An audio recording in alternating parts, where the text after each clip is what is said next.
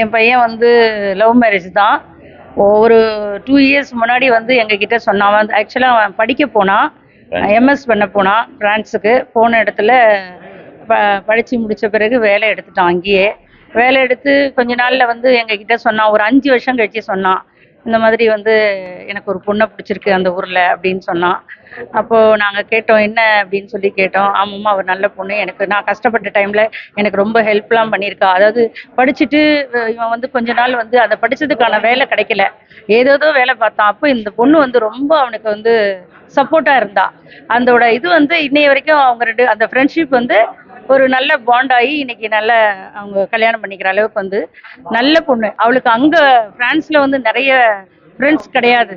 என் பையனா ரொம்ப ஃப்ரெண்ட்ஸ் கம்மி தான் அவளுக்கு.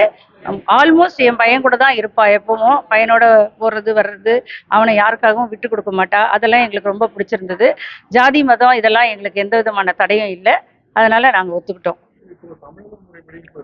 ஆமாம், அது வந்து என் பையனோட விருப்பம். ஆக்சுவலாக வந்து ஃபஸ்ட்டு ஃப்ரான்ஸில் வந்து பண்ணுறதா இருந்தாங்க. அப்போ அவன் என்ன சொல்லிட்டான், இல்லை என்னோட அவன் வந்து அது ஒரு பாயிண்ட் சொல்லணும். அவன் ஊருக்கு போனவுடனே தமிழ் மேலே பற்று ரொம்ப ஜாஸ்தி ஆயிடுச்சு அவனுக்கு. நிறைய பேசுவான். அவன் வந்து 6th ஃப்ரெஞ்சு தான் படித்தான். என்ன சொல்லுவான், அந்த தமிழ் வராது அவனுக்கு. ஏம்மா இப்போ சொல்கிறான், ஏம்மா என்னை அடிச்சியாவது நீ தமிழ் சொல்லி கொடுத்துருக்கணும்ல அப்படின்றான். அந்த தமிழோட இது வந்து இப்போ தான் அவனுக்கு தெரியுது. இவ்வளோ ஒரு இம்பார்ட்டன்ட் கொடுக்காம போயிட்டோமே. அவன் ஃப்ரெஞ்சு தான் படித்தான்.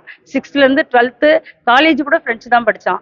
இப்போ ஆனால் அந்த தமிழ் முறைப்படி தான் நடக்கணும் அப்படின்றதுல ரொம்ப பிடிவாதமா இருந்தான். அதுவும் ஓதுவார்களை வச்சுதான் பண்ணணும், தமிழ் முறைப்படி தான் நடக்கணும் அப்படின்னு சொன்னதால எங்களுக்கும் அதுல ரொம்ப விருப்பம்தான்.